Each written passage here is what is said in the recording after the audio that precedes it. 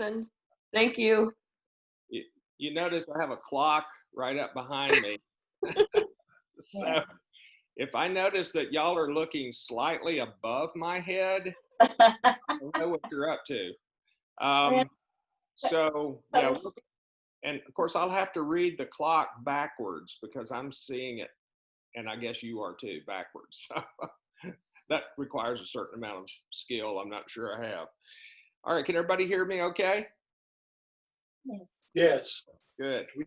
Well, I had hoped that you would read chapter 2 for today, and I'm sure you noticed that it's quite a bit longer than chapter 1, and there's all kinds of interesting stuff in there. It could take weeks and weeks just to cover chapter 2. So I hope that you are reading all of these chapters, but we're in class. I feel like we only have time to focus on certain things. So today, what I want us to focus on, especially, are verses 3 through 11. And these verses are all tied together by the notion of commandments and commandment. So we'll take a look at those. Let's go back and get just a little bit of a running start from chapter 1. The text that we looked at last week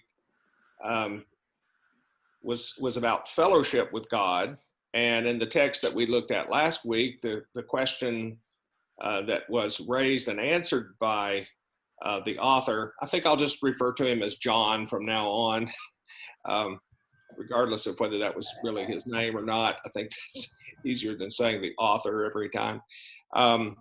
But in chapter 1, John raises the question of how do we know whether we have fellowship with God? And what was the answer that he gave to that? How do we know whether we have fellowship with God? What's his terminology?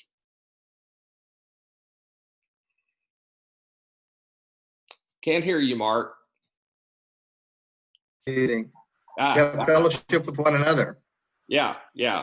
And we have fellowship with God and with one another. The message that he announces in verse 5 of chapter 1 is that God is light. So our fellowship with God depends upon our walking in the light. And walking in the light, of course, means it means that we have fellowship with one another, and it also means that the blood of Jesus cleanses us from all sin. By the way, just as an aside here, I might mention that I think this passage is interesting because it makes it very clear that walking in the light, at least in this life, does not involve sinless perfection. Because if we walk in the light, we have the assurance that the blood of Jesus will cleanse us of all of our sin. And that leads the author to go ahead and talk about the fact that, the reason why he's writing 1 John is to help these believers not sin and to live a life above sin. But he also knows, of course, that those who walk in the light, from time to time, they sin. And he points out that we have, God has made provision for that. We have Jesus as the atoning sacrifice for our sin. But then in the passage that we're going to look at today, the author resumes this question of how do we know certain things? And the question that he raises in verse 3 is, how can we be sure that we know him? One of the problems sometimes in reading 1 John is figuring out who the pronouns refer to. And the last named person here was Jesus. But this paragraph also is very similar to the paragraph in chapter 1, where the question is, how do we know whether we have fellowship with God? And this paragraph could be easily read as, how do we know whether we know God? So this gives scholars something to do to try to figure out whether the author is referring to God or to Jesus. But I'm going to just sort of hurdle over that and say that I think that John would agree that the commandments that he speaks of ultimately come from God the Father and are mediated through Jesus. So that's the way we're going to deal with that. The commandments of God as mediated through Jesus. Now, one interesting note here is in chapter 1, the question is, how do we know whether we have fellowship with God? Here it's, how do we know, or how can we be assured that we know him? And hello, Ray.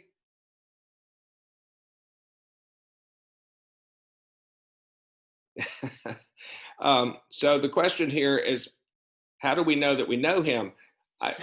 I'd like for somebody to comment. What do you think about this relationship between having fellowship with God and knowing God? How much overlap? I assume there's a great deal of overlap there. What do you say? I think they're the same thing. Yeah. Yeah, they to put it simply. yeah. I mean, it would be very hard to distinguish. And John, since you answered, why don't you talk for just a moment about, the Old Testament notion of knowing somebody. And of course, that's assumed into the New Testament as well. But well, I mean, the thing that comes to mind most is the language in Hosea of Israel lacks the knowledge of God. And the problem isn't intellectual understanding that there is a God or what the commandments of God are, but the entirety of the book of Hosea is built around the two metaphors of marriage and a parent-child relationship. And so Israel's failure is a failure to live out their relationship with God that in Hosea is pictured in terms of marriage and children with parents. And so their failure to know God in Hosea 4 in particular, I think, is tied directly to that relational kind of language. Yeah, very personal, very experiential knowledge. Right. Thanks, John. That was great. Okay, now in the paragraph we're looking at, chapter 2, starting with verse 3, we're told that that the test here, or the answer given to the question here, how do we know whether we know him, is whether we do what? Obey his commandments. Yeah, obey his commandments, right. And that introduces this word commandments, which we're going to see quite a bit, singular and plural, in the next few verses. And if we obey his commandments, not only can we be sure that we know him, but there's also a couple of other ways in which this idea of knowledge is expressed in this paragraph. We can be sure we know him. We can also be sure that we have a couple of other type relationships with God. Do you see those? One, I think, is implied in verse 5.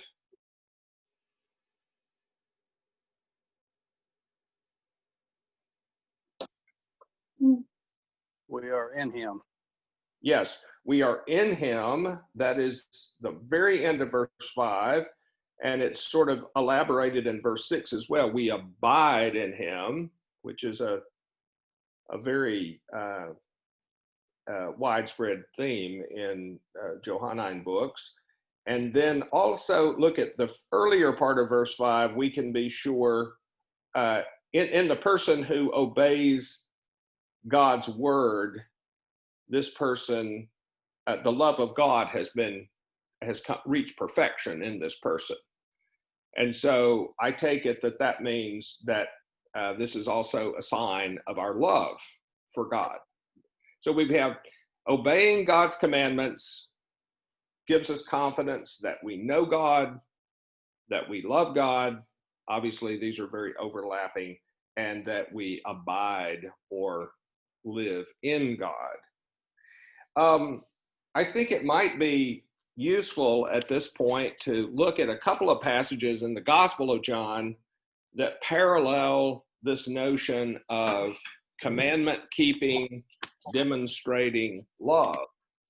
And so I wonder if somebody would go to John 14, verse 15, and read that verse for us. These are the words of Jesus. If you love me, you will keep my commandments. Okay, and then Bruce, would you go on to verse 20? On that day you will know that I am in my Father, and you in me, and I in Oh, go ahead with 21.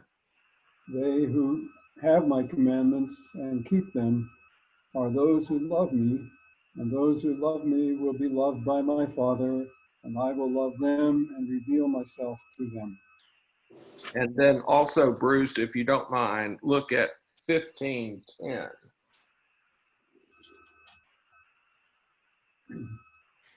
If you keep my commandments, you will abide in my love, just as I have kept my Father's commandments and abide in his love. Okay, so at this point, the notion of keeping the commandments as a sign or expression of love is prepared for well by what's stated in the Gospel of John. Now, I have a question to ask. This notion of keeping commandments or obeying commandments, I wonder if any of you want to comment on whether you think there are forces in culture, either outside the church or culture within the church, that that would tend to minimize the importance of keeping commands, or at least to chafe at that kind of language, obeying commandments. What do you think?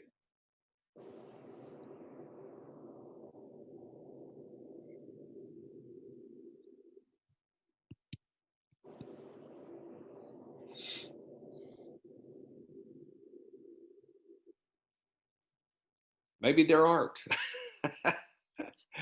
Well, but Harry, let me jump in here. I actually do think it's going to be a bit of a roundabout.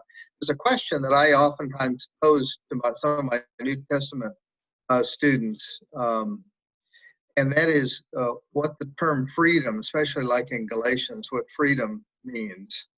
And frequently, our kind of secular concept of freedom is freedom from having to do anything, as opposed to kind of a biblical freedom is maybe the freedom to be able to live in Christ, to live in God. And so I do think that, especially in America, where we prize freedom, we chafe at the idea of any kind of constraint that impairs our freedom. And I think you see it now with like wearing masks. Oh, we're free, so we're not going to do what the governor suggests we do, wear masks or whatever. And so I think there's a huge resistance to anything that kind of strikes us as something we don't want to do. Yeah. Anybody else want to jump in at this point? yeah, I think any exclusivity, like not loving your neighbor as yourself. Mm-hmm. When he says commandments here, the question I have is, what commandments is he actually talking about? Like, is he talking about all the Old Testament commandments? Is he talking about the 10 commandments? Because there's an assumption that we are all talking about the same commandments. Yeah, that's a very good question, and it's difficult to know. Anytime in this letter or in the Gospel of John that command or commandments is used, the referent is not all that clear. Let me go on to point out something in the context that might give a little bit of help with that question. I don't know if it'll fully answer it, but notice that right at the end of the paragraph, in verse, I guess this is verse 5, no, verse 6. He says, whoever says, I abide in him, and then based on what we had read so far, you might expect to see the words ought to obey his commandments. But rather what we have is ought to walk or conduct ourselves or to live just as he lived. And this must be a reference to Jesus because it's in the past tense, right? So here, the sort of parallel to obeying commands is to live like Jesus lived, which I think is much more to our ears, to many of our ears, that's a much more sort of inviting, appealing notion than obeying laws.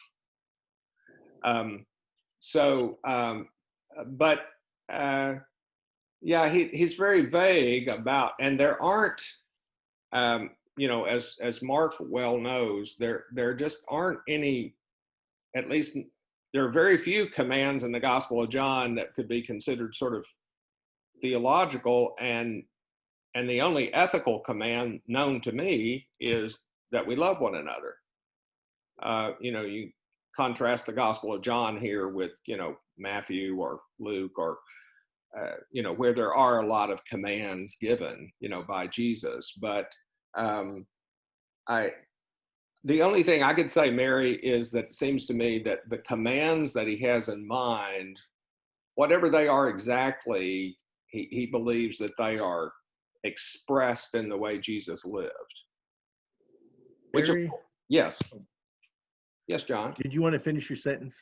No, I'm good. Okay. Growing up as I did in my church background as a young person, John 14:15, if you love me, you will keep my commandments, was always like one of the most important verses in the Bible. Because then we would list every commandment we could find, and then, am I keeping every commandment? And as I got to teaching John every year to students, and as I read this section, really starting with chapter 12 and then going all the way to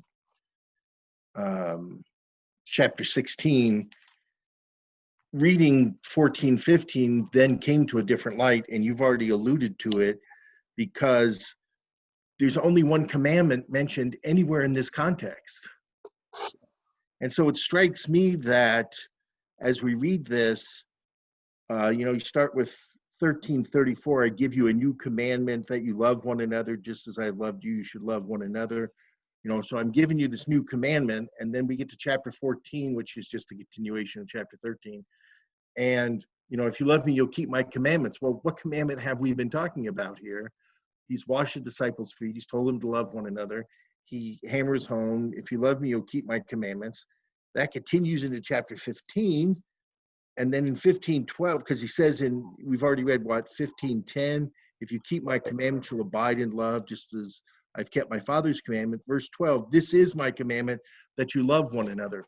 So it strikes me that at least in that section in John, that is what he's really focusing on. It's not an abstract question, but it's that very practical thing. And I think he makes the same commandment, the same connection in 1 John 2, when in verse 7, he says, I'm not writing you an old commandment, but I'm not writing to you a new commandment, but an old commandment. And the old commandment is that you love one another. So it strikes me, at least contextually in John in particular, that that's what he's really thinking of. Yeah. And that then becomes a good way of saying what he says in Matthew, when he says, the two greatest commandments are love God, love your neighbors yourself. The whole law and the prophets are summed up in these. If you can do that, you have kept all the commandments. Right. Love also connects with verse 9. Let me jump to there is one what sounds like a bit of a commandment, John, in John 13, where he actually does you mentioned it, the foot washing, and he goes on to suggest, well, to really kind of say, you ought to do this if you're my followers. Notice the way he phrases that, which what might be a commandment is, I have set you an example. And since I've done this, you ought to do this also. And so even there, what comes across as kind of a commandment to wash one another's feet is dedicated really on walking the walk that Jesus walked. So Yes. What's interesting to me, and you perfectly anticipated what I was about to say, John. Sorry about that. No, that's great.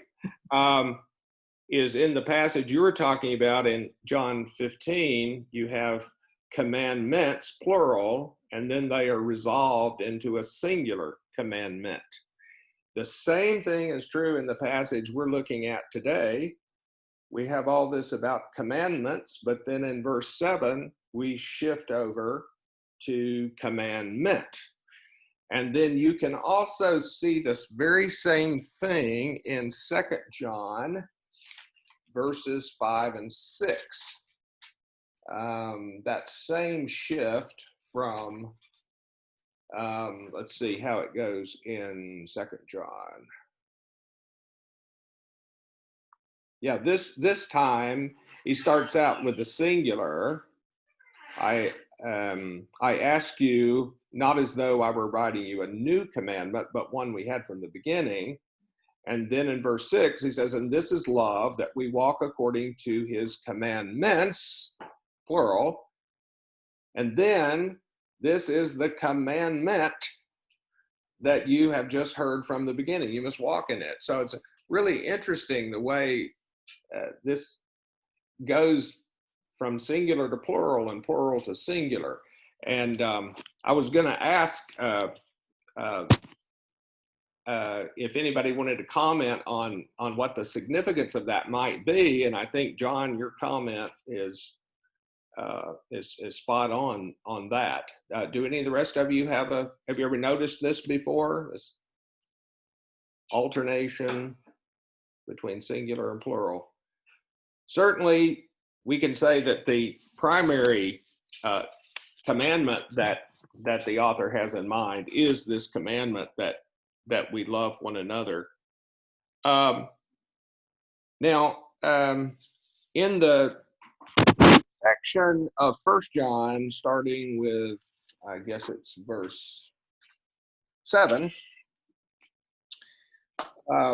we have him speaking kind of a bit, especially if you're not familiar with other passage, it sounds a bit like a Bible, where he starts out by saying, I'm not writing you a new commandment, but the old.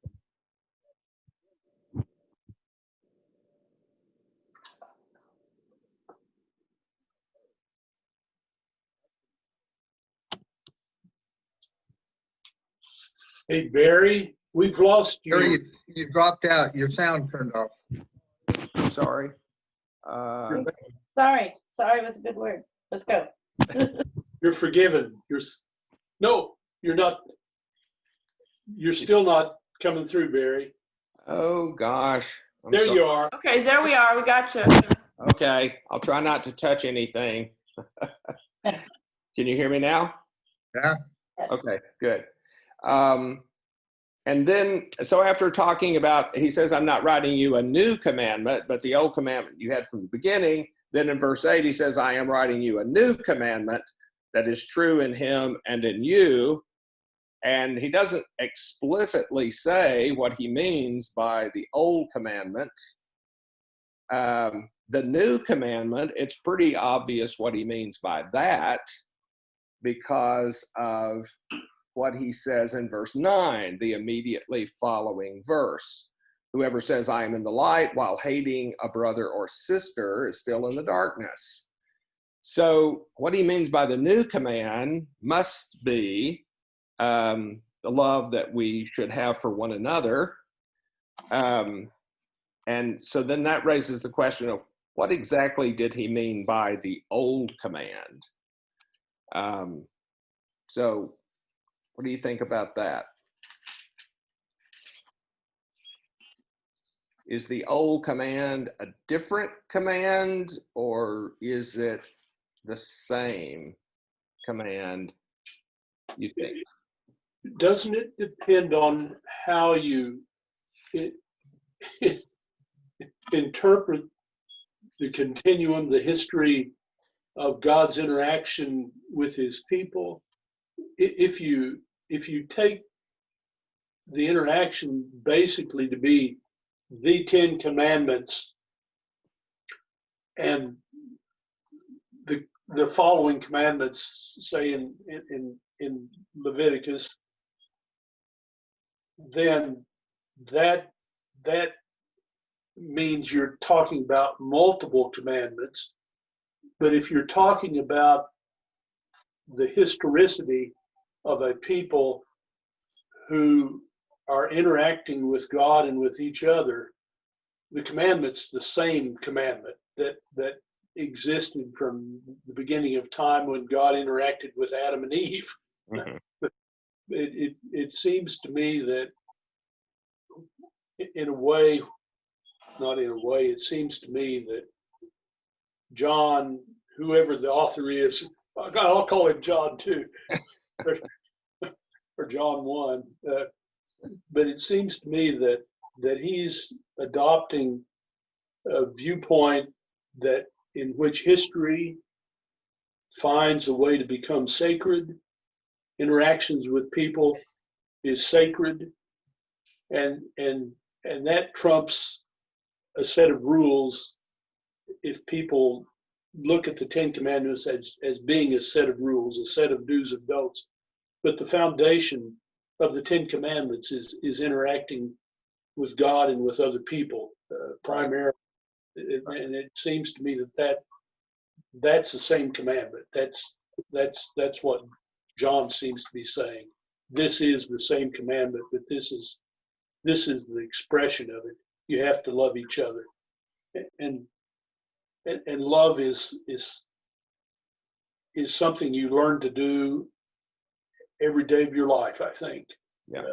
You mature in that every day in your life. Thanks, John. Let's take a look at 2 John verse 5.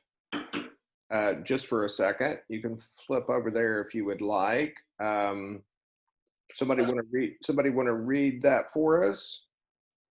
2 John verse 5. It's toward the end of the book, isn't it? Somebody got it? Yeah, I got it. Thanks, Mark. Now, dear lady, I ask you, not as though I were writing a new commandment, but one we had from the beginning. Let us love one another. Aha. So this kind of confirms our suspicion that the old commandment and the new commandment are not different commandments, but the same commandment essentially that can be spoken of as both an old commandment and a new one. So the explanation of how it's new, I think it's a kind of an explanation for why it can be called new is found in the last part of verse 8 of 1 John 2. Yet I am writing you a new commandment, which is true in him and in you, because the darkness is passing away and the true light is already shining. Now, I don't claim to fully understand what he means by that, but I take it that that's a kind of explanation for why it can be called a new commandment, the newness of the commandment. So what do you think? Mark, you're the expert on John. So what's your Yeah, opinion? so it strikes me, I guess, that it's new because Jesus reiterated it as love one another. And I do think that love one another strikes me as being very similar to what in the other Gospels when Jesus states the two great commandments that John talked about, to love God and to love your neighbor as yourself. It seems to me that in John it's refracted in this summarization of one another, and because Jesus phrased it that way, that's the new commandment. He he has reiterated it or rephrased it and makes it new. That's not really new. It's really the commandment that reaches all the way back to the beginning. So at least that's the way I would understand it. I've heard this explanation, which, seems reasonable to me. When Jesus first gives the commandment, he gives the commandment in John 13, and he says, I'm giving you a new commandment, that you love one another. But then he goes on to say, as I have loved you. Yeah. And I wonder whether perhaps that is the element of newness when Jesus gives the new command, because now, in light of Jesus and his sacrifice, there's a new standard and a new motivation for love. And, humans prior to the incarnation, prior to the death and resurrection of Jesus, have never seen love demonstrated in quite this way. So I don't know whether that has something to do with the newness of it or not, but one thing I think is for sure is that in the Gospel of John and in 1 John, boy, there's powerful emphasis on this command that we love one another as Jesus has loved us. And that raises a question that I want us to think about for just a second. In this text, there's only two options. You either love your brothers and sisters, and the other one is what? Hate them. You hate them. Right. You hate them. And so how do we, one of the questions that I want us to think about is, as I think about my relationships with brothers and sisters in the past, there's been plenty of examples in my life of just not active hatred for sure, but also kind of apathy or indifference. So where do you think this author would put that? Hating. Pardon? He would put it as hating. Yeah, absolutely. For him, there's this divide is pretty obvious, and anything falling short of love is not love. It's walking in the darkness. Yeah, and that makes, I think, this text a lot more challenging. If we can just think, well, I don't really actively hate anybody or any of my brothers and sisters, then we can feel pretty good about ourselves. But if we think of it in terms of to what degree are we attentive to them, and act in loving ways toward them, then this becomes a lot more of a challenge for us, I think. Yeah, that Barry, I think you're right about that end of 6, John 2:6, where you ought to walk just as he walked, and that seems like a fairly simple verse until you start thinking about what that means to walk as he walked. Very complicated. Yeah, actually.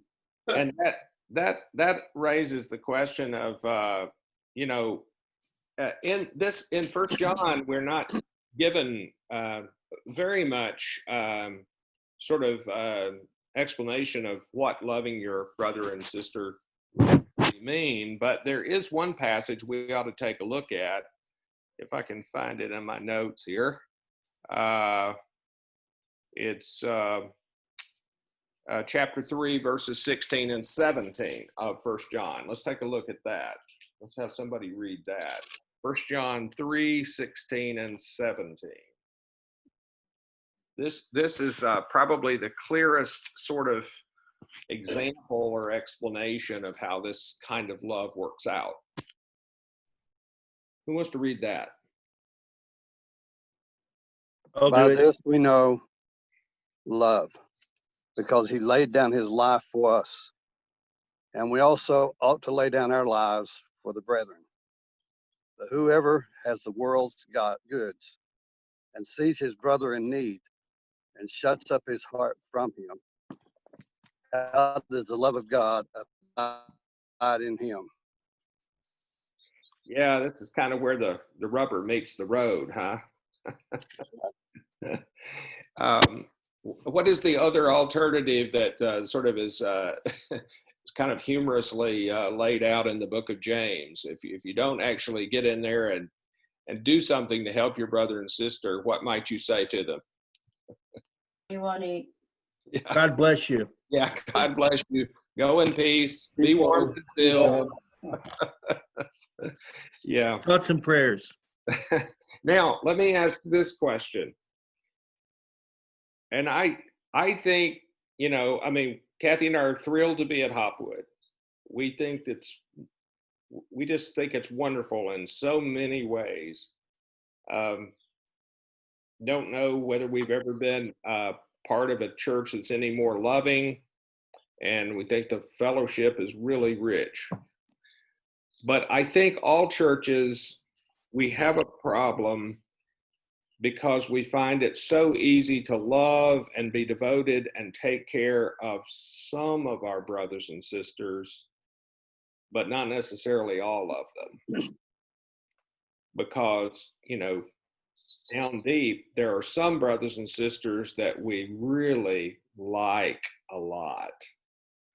And there are some brothers and sisters that rub us the wrong way, or they're distant.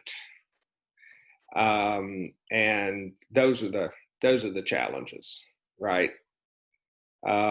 So the challenge is, how do we do a better job at reaching out to our brothers and sisters who need our help and need our love when we just don't really know them that well, and we don't really care to know them, or they rub us the wrong way? So what do you think about that? Mary, I think you've put preaching on to meddling here.